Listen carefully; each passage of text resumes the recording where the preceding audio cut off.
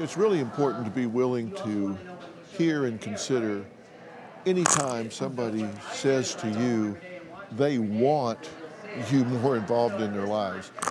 That's not something that you hear from a lot of people, particularly if you have family members that say, I want you more in my life, I want to share more with you, I want to give more, I want to receive more.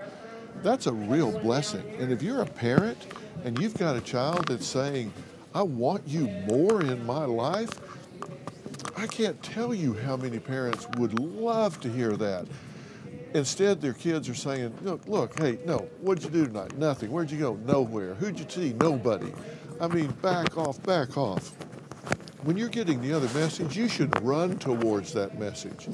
My mom is not a good mom. When my mom is drinking, she's slurry, tipsy, stumbly. When Nikki and I were 16 and 17, my mother decided that we were old enough to take care of ourselves, and as a result, she moved in with her boyfriend and left us. I came home every day to make sure that they were all right. I wasn't necessarily sleeping there every day, but I was there daily to check on them. She would come. It wouldn't be to clean the house or spend time with us. It would be for her to get more of her belongings and move it to her boyfriend's house. Yeah, it was really sad and it was really, really hard. She wasn't present and we didn't even know where she was, and we were 16 and 17 living on our own, you know, just trying to figure out life.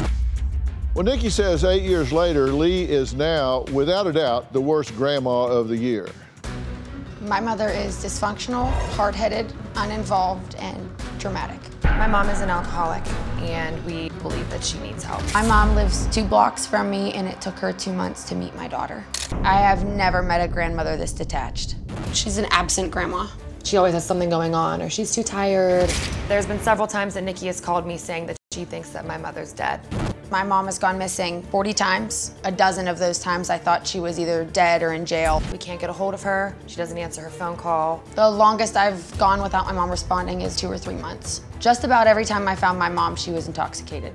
The scariest part for me about mom is the fact that, like, you and I, when we have to go looking for her, sometimes we don't even know if we're gonna find her alive. If my mother's drinking and drug use doesn't stop, she's gonna die. I don't believe my drinking is a problem. After a hard day at work, I want to unwind. That's my way of unwinding. If I'd like to have an occasional cocktail or 2, I do. On an average day, I consume most likely 3 to 5 drinks. Sometimes it could be more, sometimes it could be less. I could stop drinking if I was asked to. I don't want to because it's the one thing that I enjoy. I can tell you that she's looking at this is, I want to feel like I matter. You moved out and left me when I was 16. I got dumped in foster care and rescued by my sister who was 11 months older. And now here I am 24, you're blocks away, and you still don't invest in me. You would rather drink than be involved in my life, and that hurts, and I don't like it. And I'm here today asking you to change that and say that I matter. That's what she's asking you. Mm-hmm. How am I doing? Oh, better than I could have myself. Why the eye roll? It's telling, very telling. You don't want to not be in their lives, do you? No. What do you want? I want us to all have a better relationship than what we do.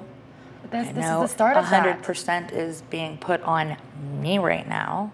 They're saying that there's an obstacle that you've put up. You should really consider tearing it down. And you may not think that that's a problem, but if they perceive it to be a problem, what difference does it make? The priority should be always the relationship. So maybe they're right, maybe they're wrong. But if meeting their perception gets you closer, if it gets that relationship more healthy, or it gets it deeper and more involved, what do you care about being right if the end product is a more nurturing, healthy relationship? Be open to input. You don't have to agree with them, you just have to win. And it's a win for both sides if you're closer together and you have a more healthy interaction.